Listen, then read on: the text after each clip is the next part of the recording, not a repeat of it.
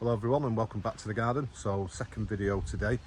There's a lot going on with bamboos at the moment in the garden because a lot of them, a lot that we planted this year were divisions that made earlier this year. It might have been April, sometime like that.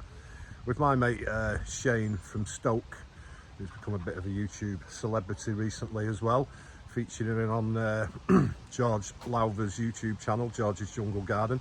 Yeah, so me and Shane were fortunate enough to be able to go digging in a rather nice collection of bamboos, and a couple of the plants, well, most of them were Borindas, all of them were Borindas actually. Yeah, so there's quite a few got planted, but with the time of the year that they were divided, they've now settled in and they're putting up some late culms. And I think it's really important, especially with this one we're going to look at now, to record what the new culms look like. It's a real good aid for identifying these plants. So yeah, this one is KR7662, so it's one of the Keith Rushforth plants which was collected late 90s, early 2000s, and it is another one of the Zibenchan plants.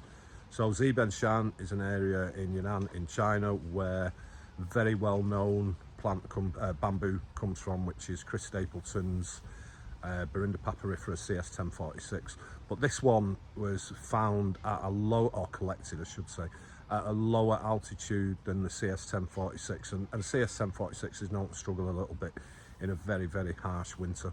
And compared to something like the other Keith Rushforth Borinda papyrifera 3968, you know, it is considered not to be as hardy. So this one, lower elevation, under 3,000 meters, and it's actually in this bed behind me here. I thought, oh, I should be able to see it somewhere. There it is, just over my shoulder.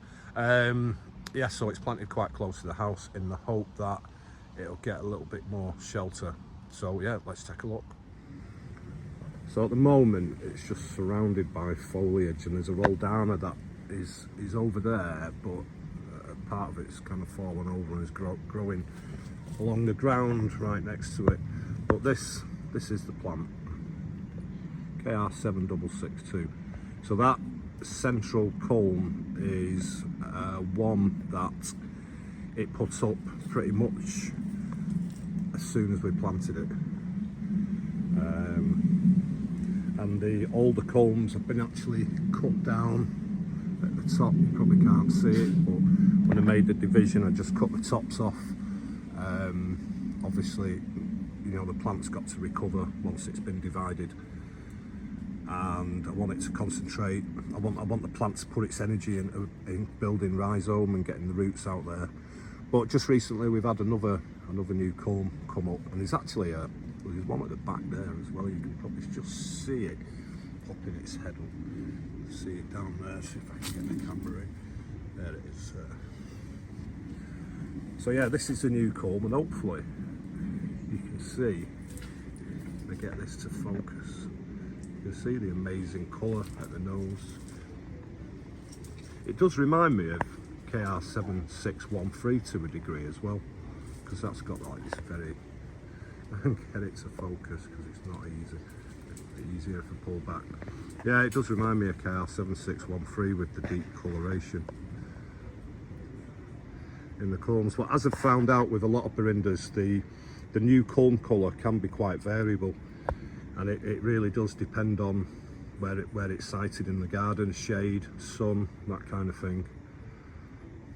So there you go, that is Borinda KR7662, and it's obviously going to spread out over time, and a lot of the plants that are around it, so the rolldana won't be there because it's not hardy anyway, the colocasia, and there's some podophyllum there, a few other things scattered about. They can all be moved or, you know, divided or whatever as it gets bigger, and it needs a little bit more room. So there you go, KR7662.